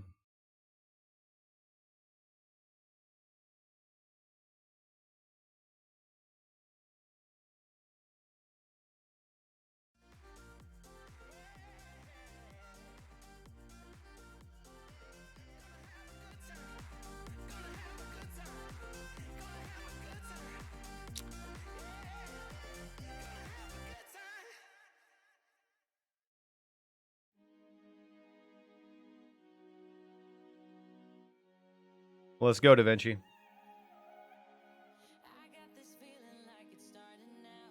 FTM would have given you a good entry on the 15-minute over here at 11:15.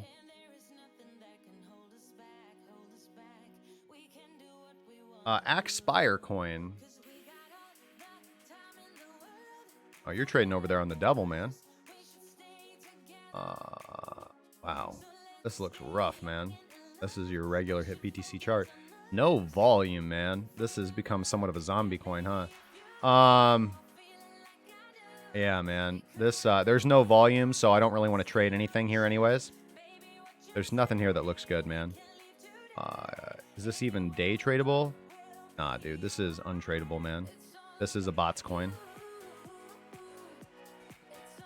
Look at this. I mean, this is for bots, man.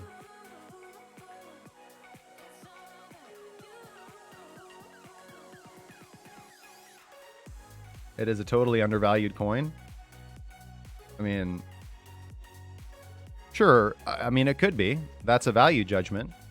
It's only undervalued if the rest of the market or human beings can consider it. I know nothing about AXPR, and so I would assume that most people don't as well. But when we come down to fundamental analysis, that's something you have to determine for yourself, man. When it comes to investments, you got to pick a pony and go with it, man.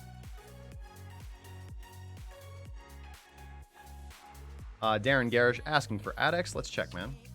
Andrew Munn says Forex sucks today. That's probably because you're being mean to your dog, man. Dog's got a fart too, bro. Kiwi Aussie has a good 4-hour setup. Let's check it out. ADX BTC actually looks interesting, man. Got a long signal here. Would hit take profit 2 on that, I believe. Last trade I took on ADX would have been a loser right here.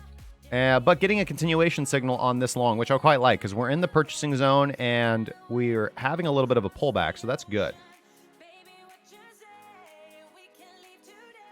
Hippie Boy 420, head and shoulders forming on the daily chart. Yeah, Da Vinci's been talking about a potential head and shoulders forming for a while. I don't trade patterns, but I do trust Da Vinci. So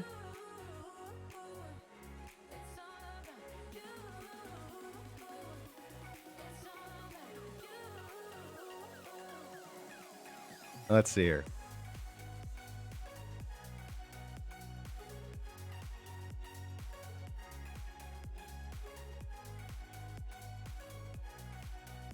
LTC USDT.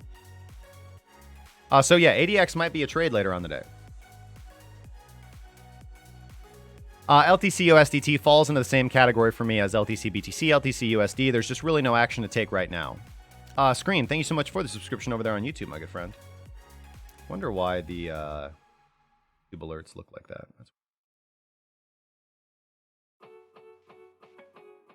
Take a look at that.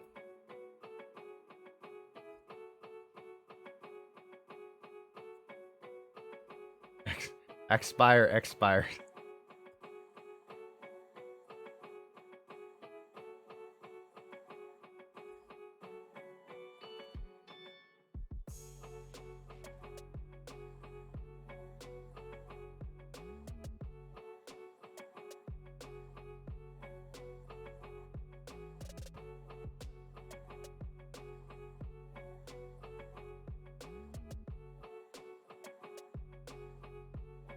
Well,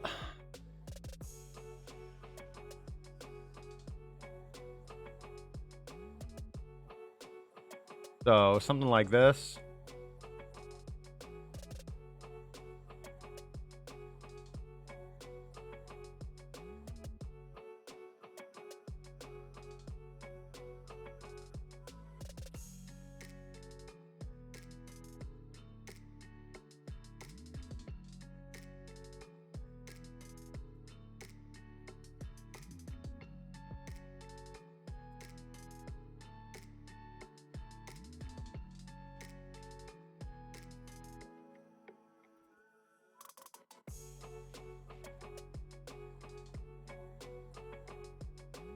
Well, if that plays out, that'd put us down here to my support level. 58.18 to 61.53.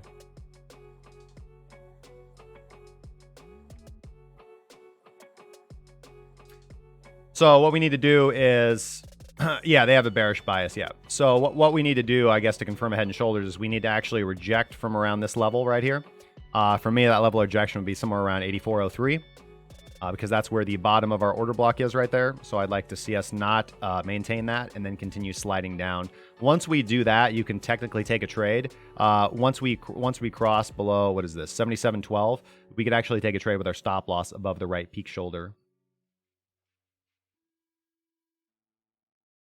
Yeah, here's the thing, man, though, and I'll just make this very, very clear. There is no statistical edge to trading patterns. That's why I don't trade patterns. There have been many, many, many studies that talk about how triangles and head and shoulders, although some people do trade them successfully, if you just look at the, there have been studies that have been done that show that they don't actually generally give you a statistical edge in the market. Again, Da Vinci is, whoa, that's weird, man. Hippie Boy 420, thanks so much for the follow. But for some reason, our Streamlab, our alerts are looking very, very weird. Scott, we're gonna have to fix those. I'm aboard.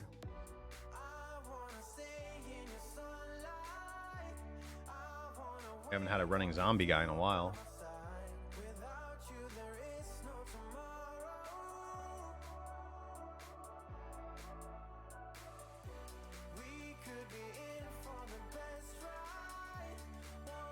So what I mean by that was in relation to the comment on volume.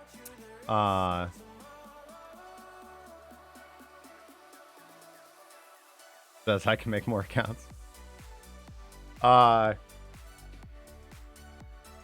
Yeah, man. We'll give you a proper introduction, man.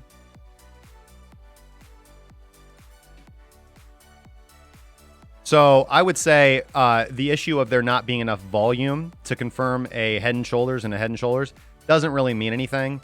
Everybody's going to have their own nuances of exactly what they need to have a head and shoulders. And perhaps due to this, or perhaps due to the fact that pattern trading doesn't typically work in the first place, you just don't have most traders do not have a high level of success with pattern trading. And there's been lots and lots of studies that say that all, especially head and shoulders, inverted head and shoulders, triangles, diamonds, wedges more specifically, do not have, they appreciate to the upside as many times as they appreciate to the downside. It's just, in my opinion, much better to just look at current price and which direction the current trend is. Because even within these patterns, there's going to be bullish trades and bearish trades.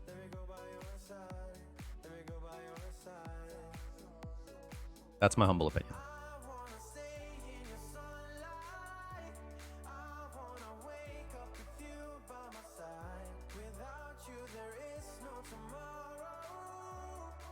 Yeah, when everybody's eyes are on the same pattern, people get played out, not the pattern. Correct, yeah.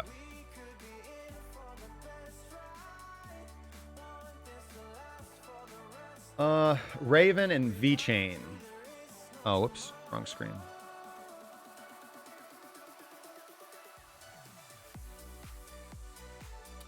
Do I think Raven is at the bottom? Well, I mean, this is the one place where we could take a reversal trade and take a snag off the baseline. Raven might not be a good grab right now.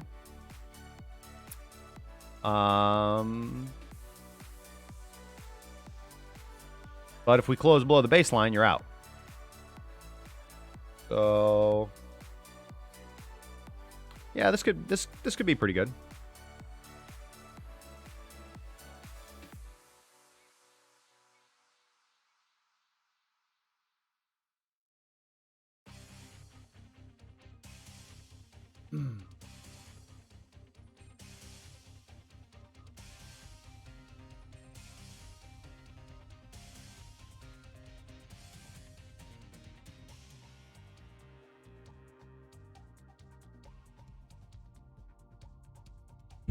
Anyone says no. Avam. I will eventually, yes. I don't know specifically what you had said, but I typically get anywhere from 50 to 100 Discord messages a day. I do my absolute best to reply to them as quickly as I can.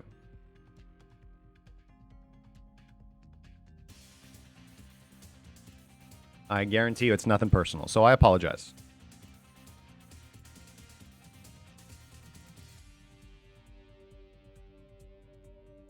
VeChain does not look like a good trade to the upside because we can only take this trade to the upside. We are going to be breaking down and closing below the baseline, so this would be a no-go for me.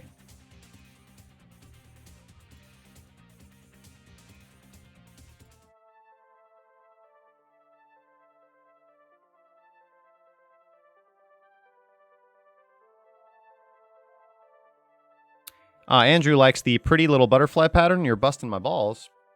Hey, man, what about those dragonflies? I mean, I can draw all kinds of pretty stuff up here on the chart if you want. Let's do a cipher pattern, man.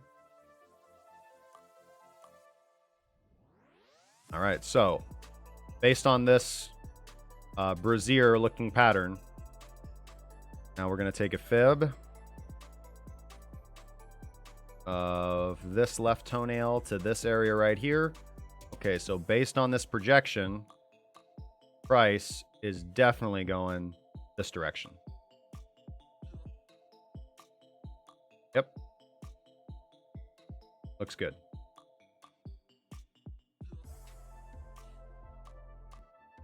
Yeah, VeChain would not be a trade for me, man. We're closing below the baseline. Although Wadatar is above the explosion level is falling. And Minx is flirting with crossing below the baseline.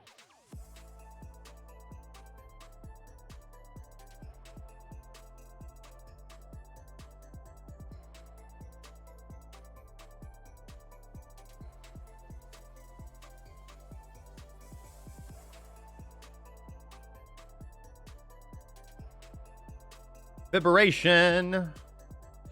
Vibration would have been a long signal over here. We had to deal with a brief pullback down to the baseline, and boop, boop, boop, boop. Nothing to do right now, man. And we had to take, well, here was a long signal that hit take profit 1, maybe even take profit 2. Let's throw Quadrigo on there.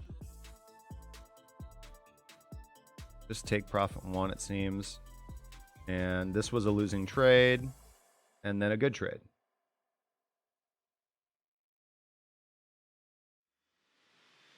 Actually. Negative.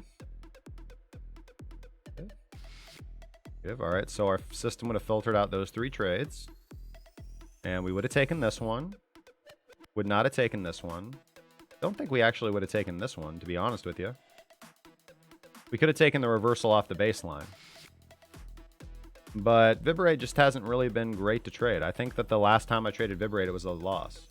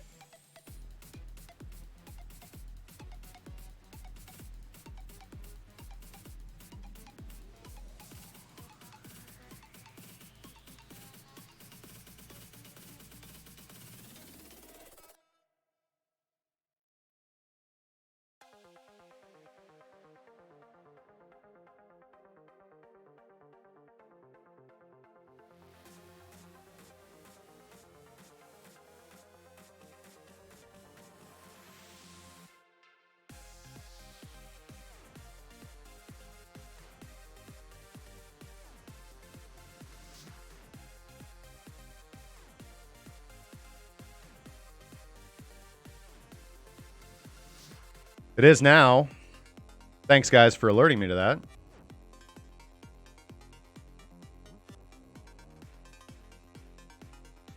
Yep, I'm on it now. Sorry. That's what happens when I try to chill back in the cut.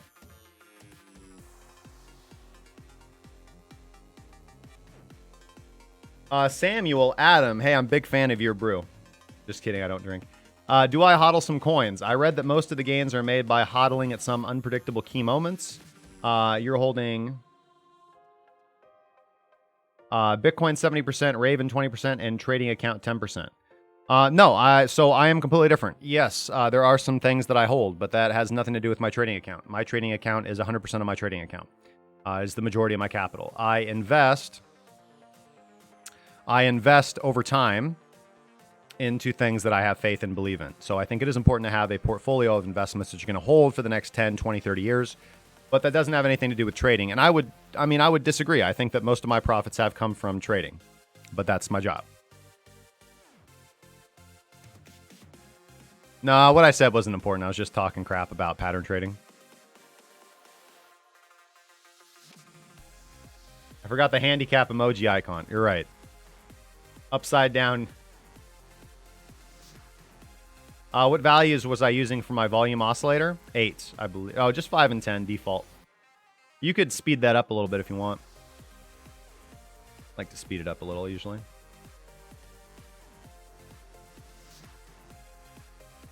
Didn't hear any of the VIB BTC TA. So what I was saying was I was talking about trades that would have got filtered out. I was talking about the fact that the only trade that we probably would have taken was this one, which hit TP1, and the pullback off the baseline right here.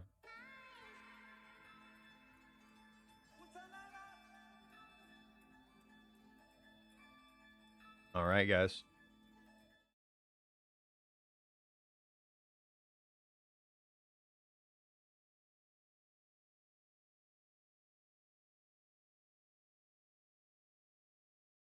All right, so you guys know what time it is. Hey, guys. Have you ever wondered where the Breaking Bitcoin podcast is at? Well, Scott has been putting in man-overs over the past month and has gotten our website all set up to showcase the podcast. And we are currently in the beta rollout phase. That's right. You can head over to breakingbitcoin.krakencryptocurrency.com. That's breakingbitcoin.krakencryptocurrency.com and see the current past shows. Scott's working on the couple 100+ backlog at the moment, but there you will see the links to subscribe on your favorite podcatcher of choice. Right now, Google Music, Stitcher, Spotify, Podbeam seem to be live and working, with iTunes, iHeartRadio, and a few more coming soon as they are approved. Let us know if you have if you have a favorite podcatcher that you guys would like us to add to the list, and Scott will add the feed to that. Otherwise, you may be able to manually add it into your favorite catcher by clicking on the RSS feed, audio or video, links to the Breaking Bitcoin show page, guys. Okay. Other than that, if you guys are having issues accessing the exchange that you guys would like to trade on, or more importantly, if you're concerned about your digital privacy and you want to be very cautious about what footprints you leave on the internet with your digital privacy, I highly recommend you check out Windscribe VPN. Windscribe VPN link is down in the description down below. It is the VPN that I personally use whenever I'm online for whatever that I happen to be doing. It allows me to protect my digital privacy. You can register an account with them anonymously. You can pay them in cryptocurrency, and they've got a great Discord. They're very supportive of the cryptocurrency community in general. And so it is very incumbent upon us as supporters of cryptocurrency to make sure that we are supporting those who are making our lives and jobs easier with valuable products and services. So Windscribe VPN, windscribe.com. Let's see here. If you guys have any questions, comments, concerns, sarcastic remarks, and or death threats, please leave them in the comments section after the show, and I will do my best to get back to you within 48 hours. I do like to pick a random YouTube comment picker out from yesterday's show and gift them with a little bit of crypto for the appreciation and for the community engagement, guys. Okay. I think that's about it. In tomorrow's show, we're going to be breaking down Bitcoin's price appreciation and updating you guys on the decisions that I decide to make tonight with my positions. More overly concerned with my XRP position, my BTC position, and my ETH position. So looking at the top 3, I'll give you guys those updates tomorrow. We're going to go over the latest news and everything else, as well as answer your requests and look at traditional markets, guys. I've been Justin Wise, lead analyst and senior mentor at KrakenCryptocurrency.com. You can, of course, check out everything that we have to offer at the link at the top of the screen, premium.KrakenCryptocurrency.com. And until tomorrow, trade safely, and I will catch you guys in the next one.